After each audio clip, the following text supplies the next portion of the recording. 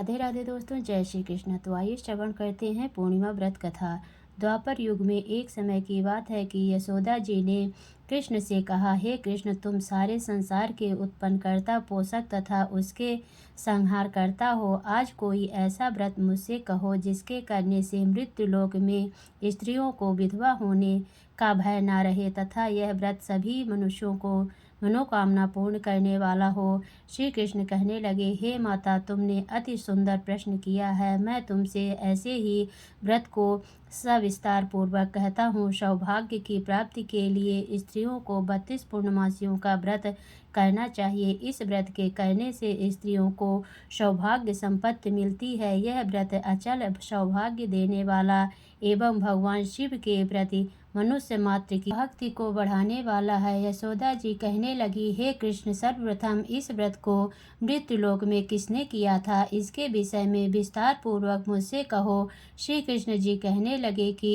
इस भूमंडल पर एक अत्यंत प्रसिद्ध राजा चंद्रहास से पालित अनेक प्रकार के रत्नों से परिपूर्ण कार्तिका नाम की एक नगरी थी। वहाँ पर धनेश्वर नाम का एक ब्राह्मण था और उसकी स्त्री अति सुशील रूपवती थी। दोनों ही उस नगरी में बड़े प्रेम के साथ रहते थे। घर में धन धान्य आदि की कमी नहीं थी। उनको एक बड़ा दुख था कि उनके कोई संतान नहीं थी। इस दुख से वह अत्यंत दुखी रहते थे। एक समय एक बड़ा तपस्वी योगी उस नगरी में आया। वहाँ योगी उस ब्राह्मण के घर को छोड़कर अन्य सब घरों से भिक्षा लेकर भोजन किया करता था। रूपवती से वह भिक्षा नहीं लिया करता था। उस योगी ने एक दिन रूपवती से भिक्षा न लेकर किसी अन्य घर से भिक्षा लेकर गंगा किनारे जाकर भिक्षाण को प्रेम पूर्वक खा रहा था कि धनेश्वर ने योगी का यह सब कार्य किसी प्रकार से देख लिया।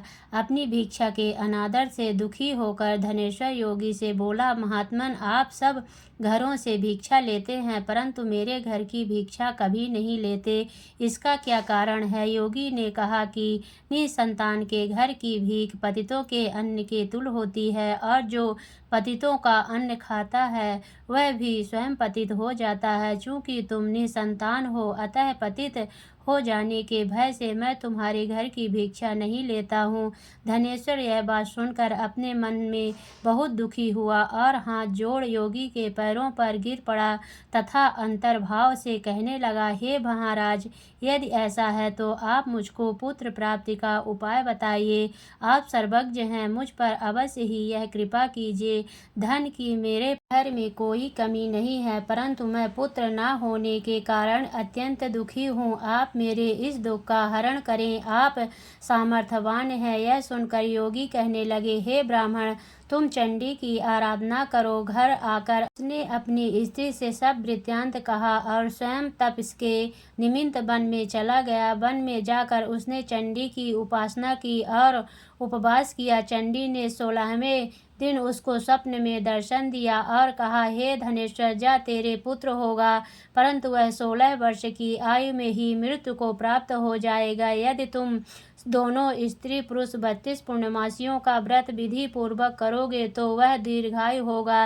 जितनी तुम्हारी सामर्थ्य हो आटे के दिए बनाकर शिव की जी का पूजन करना, परंतु पूर्णमासी को 32 जो जलने चाहिए। प्रातःकाल होने पर इस स्थान के समीप ही तुम्हें एक आम का वृक्ष दिखाई देगा। उस पर तुम चढ़कर एक फल तोड़ शीघ्र अपने घर चले जाना। अपनी स्त्री से सब वृत्तांत कहना। ऋतु स्नान के पश्चात वह स्वच्छ होकर श्री शंकर जी का ध्यान करके उस फल को खा लेगी। तब शंकर भगवान की कृपा से उसको गर्भ हो जाएगा। जब वह ब्राह्मण प्रातःकाल उठा तो उसने उस स्थान के पास ही एक आम का वृक्ष देखा जिस पर एक अत्यंत सुंदर आम का फल लगा हुआ था। उस ब्राह्मण ने उस आम के वृक्ष पर चढ़कर उस फल को तोड़ने का प्रयत्न किया परंतु वृक्ष पर कई बार प्रयत्न करने पर भी वह न चढ़ पाया।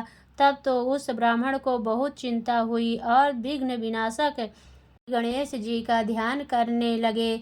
हे दयानिधे, आपने अपने भक्तों को विघ्नों को नाश करके उनके मंगल कार्य को करने वाले, दुष्टों का नाश करने वाले, सिद्धि के देने वाले, आप मुझ पर कृपा करके इतना बल दें कि मैं अपने मनोरथ को पूर्ण कर सकूं। इस प्रकार गणेश जी की प्रार्थना करने पर उनकी कृपा से धनेश्वर वृक्ष पर चढ़ गया और उसने एक अति सुंदर आम का फल देखा। उसने विचार किया कि जो वरदान से फल मिला था वह यही है और कोई फल दिखाई नहीं देता। उस धनेश्वर ब्राह्मण ने जल्दी से उस फल को तोड़कर अपनी स्त्री को लाकर दिया और उस स्त्री ने अपने पति के कथा अनुसार उस फल को खा लिया और वह गर्भवती हो गई।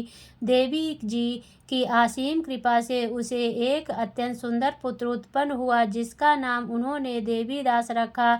माता पिता के हर्ष और शोक के साथ वह बालक शुक्ल पक्ष के चंद्रमा की भांति बढ़ने लगा। अपने पिता के घर में भवानी की कृपा से वह बालक बहुत ही सुंदर, सुशील और विद्या पढ़ने में बहुत ही निपुण हो गया। दुर्गा जी की आज्ञा अनुसार उसकी माता ने 32 पूर्णमासी का व्रत रखना प्रारंभ कर दिया था, जिससे उसका पुत्र बड़ी आयु वाला हो जाए। 16वां वर्ष लगते ही देवीदास के माता पिता को बड़ी चिंता हो गई कि कहीं उनके पुत्र की इस वर्ष मृत्यु न हो जाए। इसीलिए उन्होंने अपने मन में विचार किया कि यदि यह दुर्घटना उनके सामने हो गई तो वे कैसे सहन कर सकेंगे।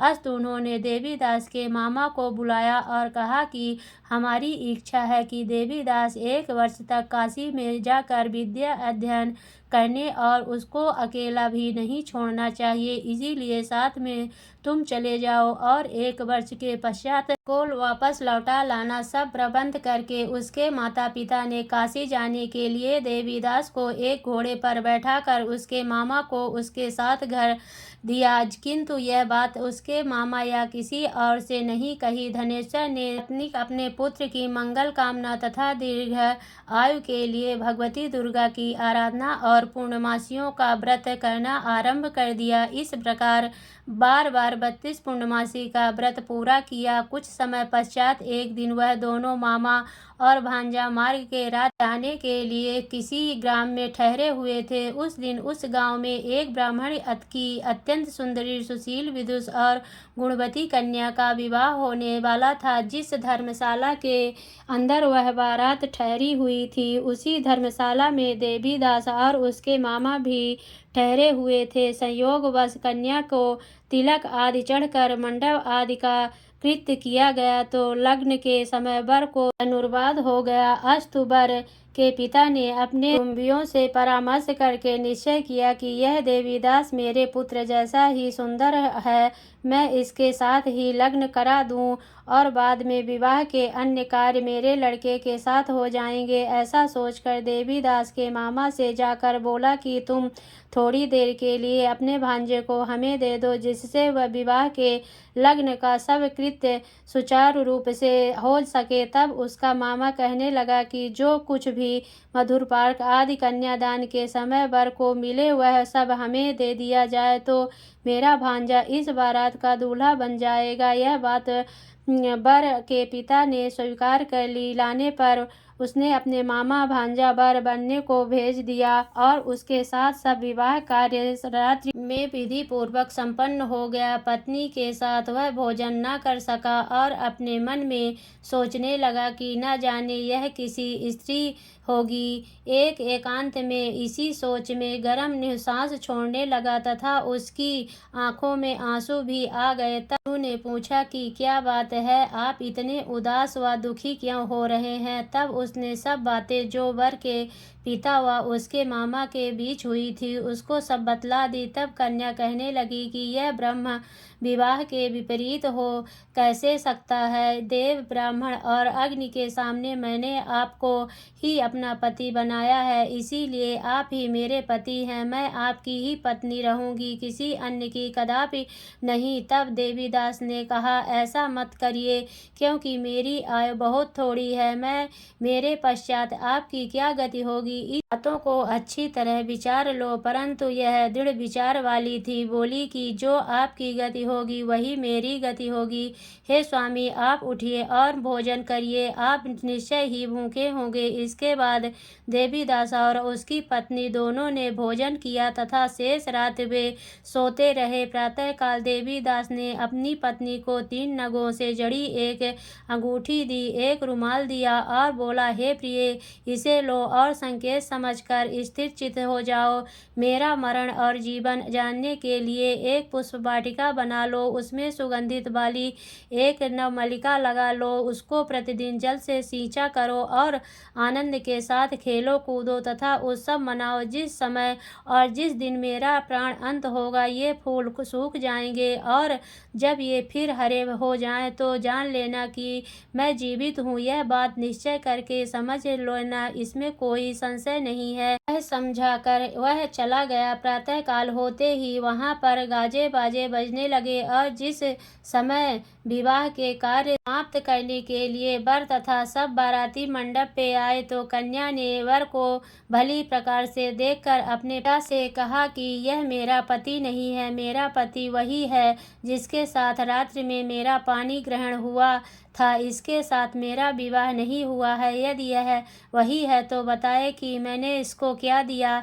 मधुपार्क और कन्यादान के समय जो मैंने भूषण आदि दिए थे उन्हें दिखाए तथा रात्रि में क्या गुप्त बातें कही वह सब सुनाए। पिता ने उसके कथा अनुसार वर को बुलवाया और कन्या की यह सब बातें सुनकर वह कहने लगा कि मैं कुछ नहीं जानता। इसके पश्चात लज्जित होकर वह अपना सा मुँह लेकर आ गया और सारी बारात भी अपमानित होकर वहां से लौट गई। भगवान श्री कृष्ण बोले, हे माता, इस प्रकार देवीदास काशी विद्या अध्ययन के लिए चला गया। जब कुछ समय बीत गया तो काल से प्रेरित होकर एक सर्प रात्रि के समय उसको डसने के लिए वहां पर आया। उस विषधर के प्रभाव से उसके शयन का स्थान चारों ओर से विष की ज्वाला से विषैला हो गया, परंतु व्रतराज के प्रभाव से उसको काटने न पाया, क्योंकि पहले ही उसकी माता ने 32 पूर्णमासी का व्रत कर रखा था। उसके बाद मध्याह्न के समय स्वयं काल वहां पर आया और उसके शरीर से उसके प्राणों को निकालने का प्रयत्न करने लगा, जिससे वह मूर्छित होकर पृथ्वी पर गिर पड़ा। भगवान की कृपा से उसी समय पार्वती जी के साथ शंकर जी वहां पर आ गए। उसको मूर्छा में देखकर पार्वती जी ने भगवान शंकर से प्रार्थना की, हे महाराज, इस बालक की माता ने पहले 32 पूर्णिमा का व्रत किया था, जिसके प्रभाव से हे भगवान आप इसको प्राणदान दे। भवानी के कहने पर भक्त वत्सल भगवान श्री शंकर जी ने उसको प्राणदान दे दिया। इस व्रत के प्रभाव से काल को भी पीछे हटना पड़ा और देवीदास स्वस्थ होकर बैठ गया। उधर उसकी स्त्री उसके काल की प्रतीक्षा किया करती थी। जब उसने देखा कि उस पुष्प वाटिका में पत्र कुछ भी नहीं रहे तो उसको अत्यंत आश्चर्य हुआ और जब वह वैसे ही हरी भरी हो गई तो वह जान गई कि वह जीवित हो गए हैं। यह देखकर वह बहुत प्रसन्न मन से अपने पिता से कहने लगी कि पिताजी, मेरे पति जीवित हैं, आप उनको ढूंढिए। जब 16वां वर्ष व्यतीत हो गया तो देवीदास भी अपने मामा के साथ काशी से चल दिया। इधर उसके ससुर उसको ढूंढने के लिए अपने घर से जाने वाले ही थे कि वह दोनों मामा भांजे वहां पर आ गए। उसको आया देखकर उसका ससुर बहुत बड़ी प्रसन्नता से अपने घर ले आया। उस समय नगर के निवासी भी वहां इकट्ठे हो गए और सबने निश्चय किया कि अवश्य ही इसी बालक के साथ इस कन्या का विवाह हुआ था। उस बालक को जब कन्या ने देखा तो पहचान लिया और कहा कि यह तो वही है जो संकेत करके गए थे। तत्पश्चात सभी कहने लगे कि भला हुआ जो यह आ गया। सब नगरवासियों ने आनंद मनाया। कुछ दिन बाद देवीदास अपने पत्नी और मामा के साथ अपने ससुर के घर से बहुत सा उपहार लेकर अपने घर के लिए प्रस्थान किया। जब वह अपने गांव के निकट आ गया तो कई लोगों ने उसको देखकर उसके माता पिता को पहले ही जाकर खबर दे दी कि तुम्हारा पुत्र देवीदास अपनी पत्नी और मामा के सहित आ रहा है। ऐसा समाचार सुनकर पहले तो उन्हें विश्वास ही नहीं हुआ, किंतु जब और लोगों ने भी आकर उनकी बात का समर्थन किया तो उनको बड़ा आश्चर्य हुआ। लेकिन थोड़ी देर में देवीदास ने आकर अपने माता पिता के चरणों में अपना सिर रखकर प्रणाम किया और उनकी पत्नी ने अपने सास ससुर के चरणों को स्पर्श किया तो माता पिता ने अपने पुत्र और पुत्रवधू को अपने हृदय से लगा लिया और दोनों को आंखों में प्रेम अश्रु बहने लगे। और पुत्रवधू के आने की खुशी में धनेश्वर ने बड़ा भारी उत्सव किया और ब्राह्मणों को भी बहुत सा दान दक्षिणा देकर प्रसन्न किया। श्री कृष्ण जी कहने लगे कि इस प्रकार धनेश्वर 32 पूर्णमासियों के व्रत के प्रभाव से पुत्रवान हो गया। जो भी स्त्री इस व्रत को करती है वे जन्म जन्मांतर में वैधव का दुख नहीं भोगती और सदैव सौभाग्यवती रहती है। यह मेरा वचन है, इसमें कोई संदेह नहीं मानना। यह व्रत पुत्र पौत्र को देने वाला तथा संपूर्ण कामनाओं को पूर्ण करने वाला है। 32 पूर्णमासियों के व्रत करने से प्रति की सब इच्छाएं भगवान शिव जी की कृपा से पूर्ण हो जाती है। सभी प्रेम से बोले शिव शंकर की जय, बोली भोलेनाथ की जय।